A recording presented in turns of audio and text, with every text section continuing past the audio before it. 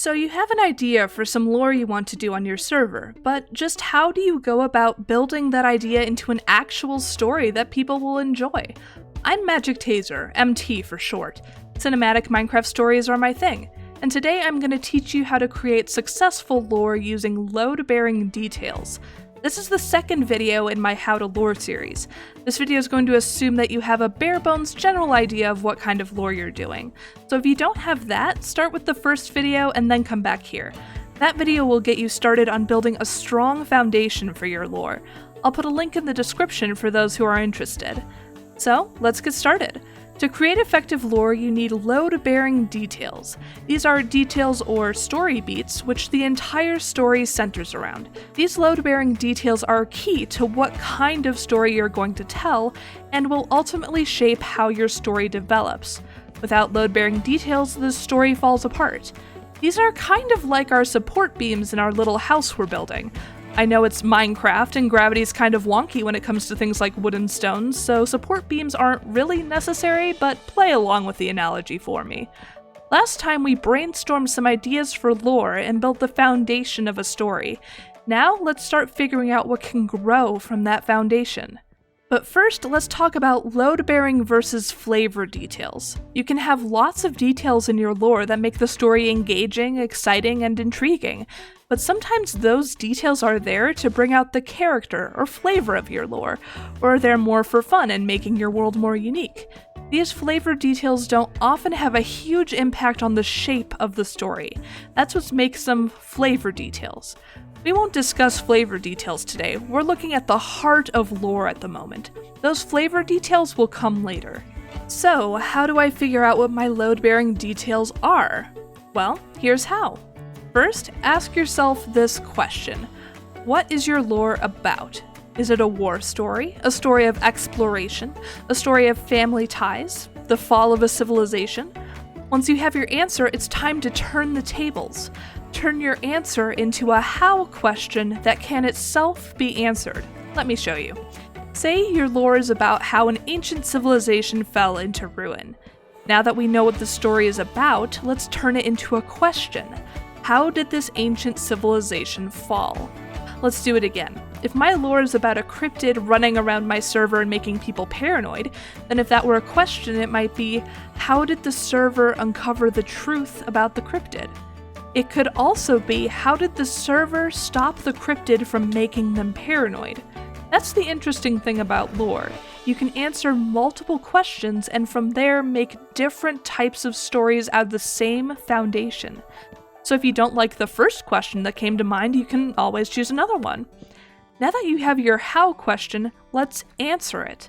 The answer to your how question is going to be the key to the load-bearing details of your lore.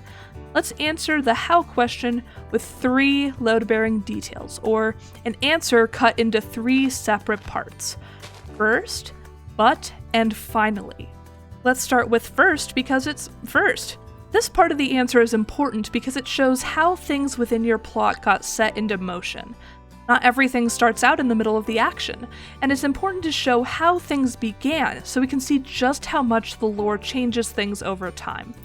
It's kind of the same idea as everything was normal until the moment something out of the ordinary happened that sparked the start of the plot. That's your first. Let's see it in an example. Say our how question is, how did this ancient civilization fall? Starting off, we'll say, first, a scout spotted an unknown army advancing from the south. This is our first load-bearing detail, the moment the world changed. And it doesn't have to be a change in the world, it could be a realization by a character that spurs them into action. The most important thing is that your first is an event of some kind that sparks change. Next, let's look at our but answer. This is where we can throw a wrench into things and show that not everything is as it seems. This is your chance to add a little complexity to your lore and take it in a new direction. Let's go back to our ancient civilization. Sure, there's a mysterious army advancing on them, and that's pretty curious. Most people would expect it to be the army of a neighboring civilization who decided to attack. But what if we do something that people don't expect? Maybe the army isn't made of real people. but are actually illusions that are a distraction while someone else tries to grab power. Maybe the army is there at the request of the king, who's been forging ties with an ancient enemy in secret. Maybe nobody believes the scout when they come back to report the army. You could go any number of ways with this. Be creative, have fun with it. Whatever you decide, this will be your second load-bearing detail, a twist in expectations. The important thing to remember about this twist is that it should never make the situation simpler. Instead, it should make things more complicated and even introduce some tension, conflict, or high stakes into the mix. This can help keep your lore from feeling too basic or simplistic. Now let's go on to finally. This is where we get to the heart of our how question. If you had to answer your how question in 10 words or less in the most simplistic way, that's your finally. Going back to our civilization. We had our question, how did this civilization fall? If we had to answer that in 10 words or less, it might look something like this. The king accidentally summoned an evil army that destroyed everything. That answer right there is a third load-bearing detail, and it's also the climax of our lore, the point that the rest of the lore builds to. It's also the perfect place for the big reveal of the most important secret of your lore, like the fact that the army was summoned by the king. The fact that this secret gets revealed now instead of earlier in the story gives it more of an emotional punch. If a secret gets revealed too soon, it risks falling flat, and you could end up losing the emotional impact of your story because of it. So let's put everything together. We have our how question, how did this civilization fall? And we have our answer. First, a scout spotted an unknown army advancing from the south. But that army wasn't human, it was conjured by evil magic. Finally, we learned that the army was accidentally summoned by the king, but the army destroyed everything before it could be stopped. And there we have it, our load-bearing details and the climax of our lore. But we aren't quite done yet. You see, there's still space in between our load-bearing details that we have to fill in. These are our supporting details, or the walls of our little house here. These supporting details are things that fill in the gaps between our load-bearing details. You don't just go straight from A to B to C after all. You need to fill out the body of your lore. This is everything that happens between your load-bearing points. Let's go back a second and look at the answer we just gave.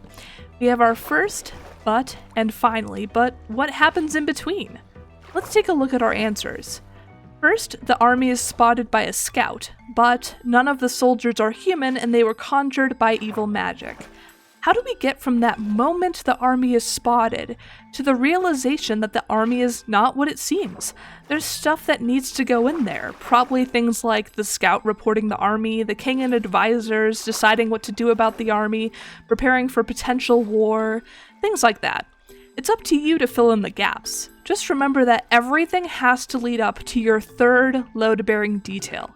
And in terms of pacing, you want to have about as much detail in between your first and second answers as you do between your second and third answers.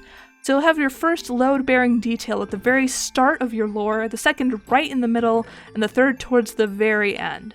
Of course, there's always the aftermath of the third detail and the build-up to the first, but in general that should be roughly the structure you're going for. And the fun thing is, too, remember when I said you could answer multiple questions from the same foundation? If you wanted to have a very long lore series, or lore that spans a very long time, you can use the aftermath of your finally answer as your starting point for a new question. So if we go back to our civilization, a civilization that is now dead, we could create a new question from that. Something like, how do the descendants of the fallen civilization learn the truth about what happened to their ancestors? In that circumstance, the world centuries or millennia after the fallen civilization becomes our new normal. And everything was normal until someone discovered an artifact that suggested an ancient civilization once lived on the continent. And there's our new first load-bearing detail. Theoretically, you could go on as long as you wanted using this method. But we're not quite done yet. Let's talk about emotional impact and connecting with your audience. I mentioned emotional impact earlier in the video, but what is it and why is it important? Well, emotional impact and connecting with your audience are kind of the same thing. It's a measure of how well you make your audience feel for your characters and relate to the situation you're presenting them with. It's an incredibly important thing to consider when making lore, because if your audience doesn't connect with your lore, then it won't be interesting to them and they won't want to consume it. In terms of characters, it boils down to this: make them likable and/or make them relatable. I'm not saying your characters have to be absolutely perfect and right all the time. In fact, absolutely the opposite. Failure is relatable because, well, we're all human. Every one of us has made a mistake at some point, and to see characters doing so can make them incredibly relatable. When I say likable, that doesn't have to mean good. It could mean entertaining or compelling in different ways. I'll go more into detail on this in an upcoming video where I go into how to create character lore for backstory, but for now, just keep it in mind. The reason I'm bringing this point up is because very rarely do you see plot happening without characters involved. In fact, characters themselves are load-bearing details, especially quote-unquote main characters who have strong involvement in how the story develops. If you have spot-on plot, but characters that just fall short of interesting, your lore won't succeed as much. And creating strong emotional impact and connecting with your audience will help these load-bearing details become strong reasons for your audience to keep consuming your lore. So, how do you weave in these new character details into the 3 load-bearing details we just talked about? Well, this is where you have to consider character choice. You can have the same structure for your plot, but the overall story path might look different based on the choices your characters make and who they are within the story. Think of your load-bearing details like signposts. Some people might walk straight between all 3 of them, but some people might meander and explore, or get distracted along the way. Going back to our ancient civilization, maybe your main character is the scout who first discovers the advancing army. Well, maybe they get frustrated with all the bureaucracy happening and lack of action in the face of impending doom, so they decide to do something about it and go to spy on the army and steal their battle plans. And when they get close enough, they realize that this army isn't quite human.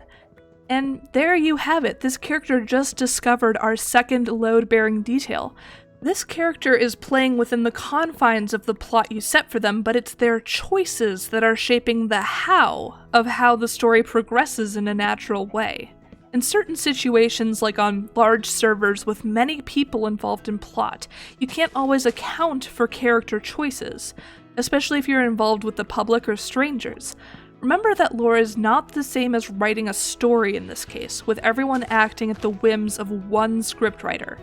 Everyone needs to have control over the actions of their own characters and have a voice in their own destiny. That's part of what makes lore lore. And that's why those 3 original load-bearing details are so important. They provide the framework for your lore while allowing character choices to shift the path of the story itself. And if you're in a situation where lore isn't discussed beforehand between players, keep in mind that the planned ending to your lore might be completely different than what you expect. But hey, that's the fun bit, playing with spontaneity.